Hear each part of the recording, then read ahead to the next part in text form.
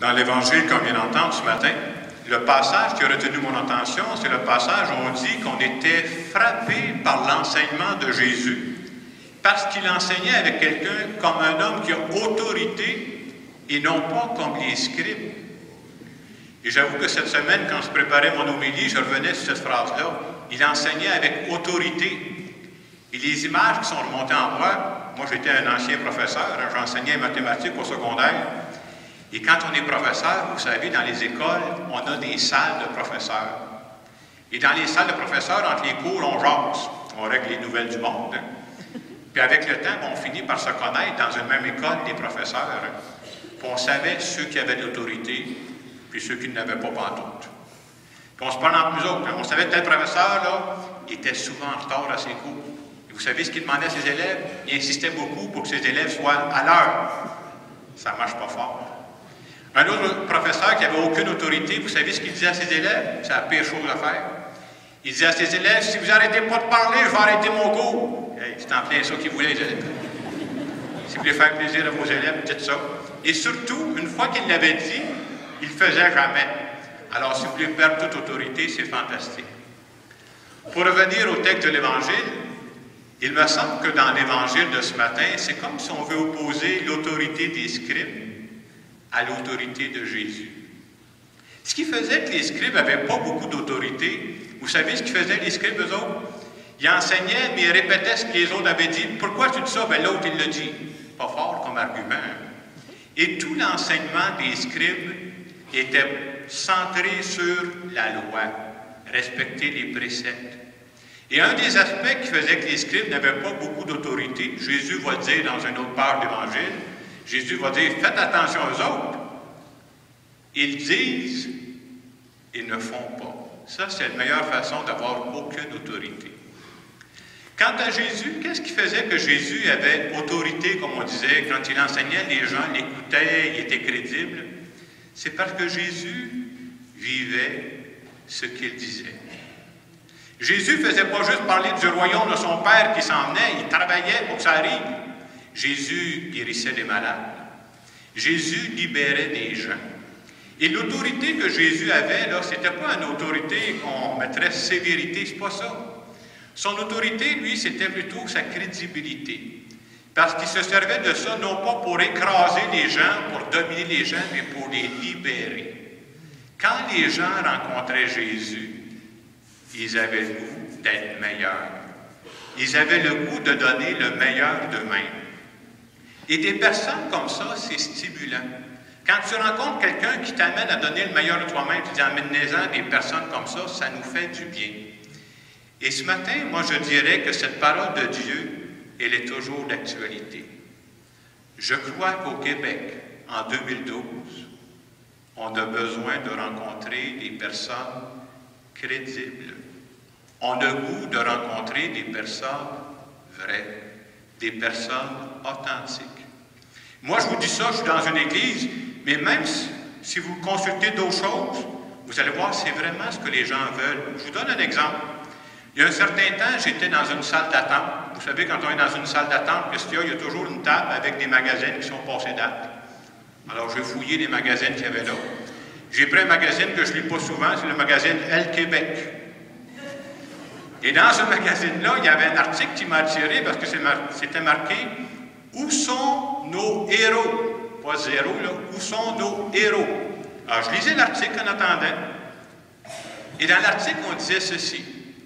On disait que les gens d'aujourd'hui n'ont pas tellement besoin de rencontrer des héros ou des légendes d'un autre temps. Ce que les gens d'aujourd'hui ont besoin, ont soif de rencontrer, c'est des personnes crédibles.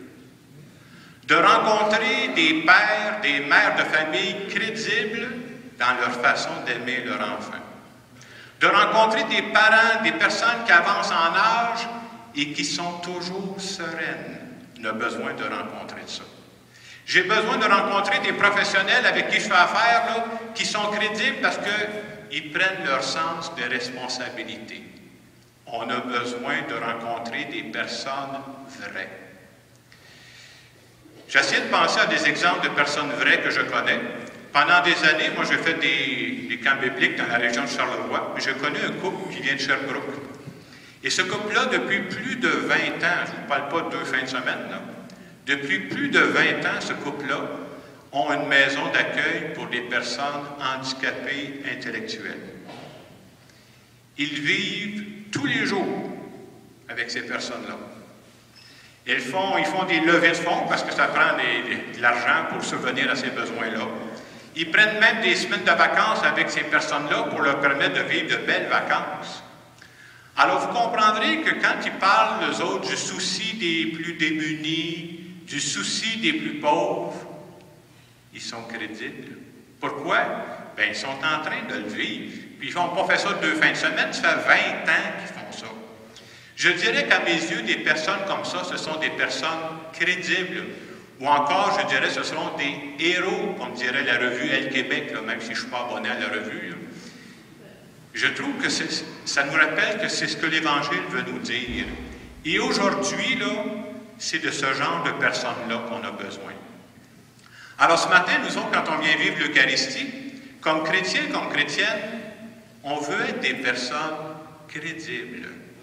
Et nous autres, là, ce qui est le plus important dans notre foi, là, c'est pas une série de lois. Je n'ai pas besoin de ça, moi, la loi. Juste la loi pour la loi, non. J'en ai besoin pour me guider, là. Mais mon objectif à moi, c'est pas de suivre la loi. Mon objectif à moi, j'espère que de plus en plus, quand j'avance dans la vie, j'aimerais vivre à la manière du Fils de Dieu, Jésus. Ça, j'aimerais ça. Par la suite de Jésus, ce qu'on veut faire, c'est essayer de donner le meilleur de nous-mêmes pour rendre des gens heureux autour de nous, en accomplissant la mission que Dieu nous a confiée. Et quand je paraîtrai devant Dieu, je ne suis pas pressé, là, je sais ce que je vais dire. Je vais dire, je sais tout à fait que ma vie n'est pas parfaite, mais j'ai essayé sincèrement de tendre vers le message que ton Fils est venu nous livrer. Les gens autour de nous ne s'attendent pas à rencontrer des gens parfaits. Ça n'existe pas, ça, du monde parfait. Mais les gens ont besoin de sentir qu'on tend vers l'idéal qui est le nôtre.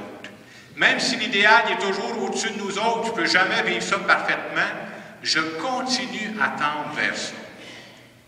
Alors ce matin, à travers cette Eucharistie, on est venu dire à Dieu, moi je veux continuer d'être en marche. J'aimerais ça devenir une personne vraie de plus en plus. Et c'est important de dire ça dans nos moments de prière, comme on le fait ce matin. Dire à Dieu dans ma prière, là, je le sais que je ne suis pas rendu. Je le sais qu'il me reste des croûtes à manger. Mais jamais mon objectif, je l'ai perdu de vue. Moi, je veux devenir une personne de plus en plus bonne. Je le dis à Dieu, c'est ça que je veux. Là.